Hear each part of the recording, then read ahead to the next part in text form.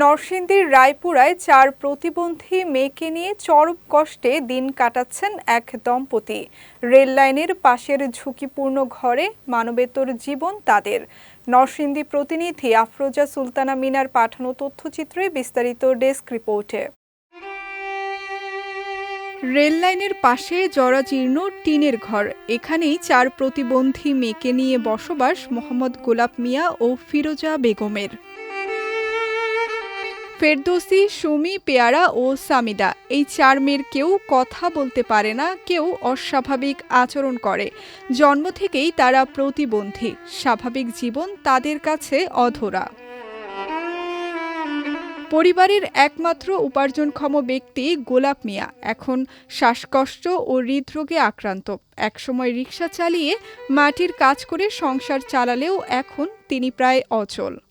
আমারে আল্লাহ প্রতিবন্ধী দিছে, আল্লাহ দিক মানুষের না দে, আল্লাহ জানে মানুষের ভাল ভালোই লেখে। আমিও শ্বাসকষ্ট কোনো করতে পারি না, কাজ কাম করতে পারি না। একটা মেয়ে ভালো আর এই ৩টা প্রতিবন্ধী। আমি তো আগে কাজ করছিলাম ভালো,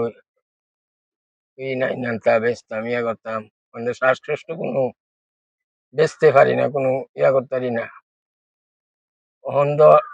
আমি আর কোনো কিছু করতে না। মা ফিরোজা বেগম বলেন, ৪টি প্রতিবন্ধী মেয়েকে নিয়ে সংসার চালানো খুব কষ্টকর।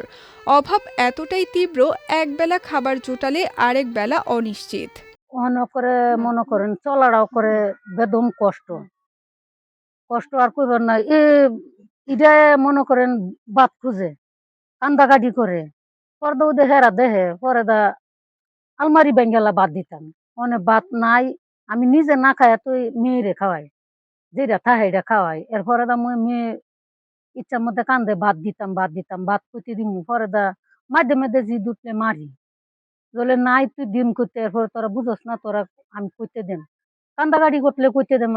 আমার তো দেওয়ার কোনো ক্ষমতা নাই। এদিকে স্থানীয়রা জানান, ৪টি প্রতিবন্ধী মেয়েকে নিয়ে তাদের জীবন খুব কষ্টে কাটছে। তারা সহায়তা করলেও তা পর্যাপ্ত নয়। এজন্য সরকারি সহায়তার দাবি জানিয়েছেন তারা।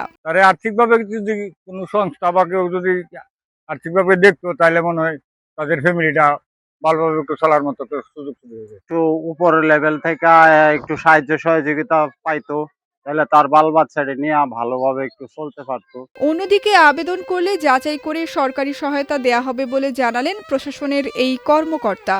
জটিল রোগে ভুগছেন তাদেরকেও কিন্তু 50,000 টাকা করে সরকারের পক্ষ থেকে সহায়তা দিয়ে থাকে।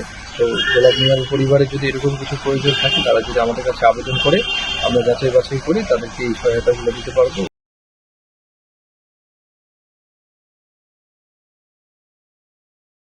৪ প্রতিবন্ধী কন্যাকে নিয়ে এই অসহায় দম্পতির জীবন এখন অনিশ্চয়তার দোলাচলে।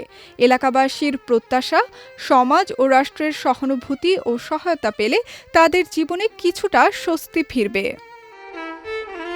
বিজয় টিভি নিউজ ডেস্ক।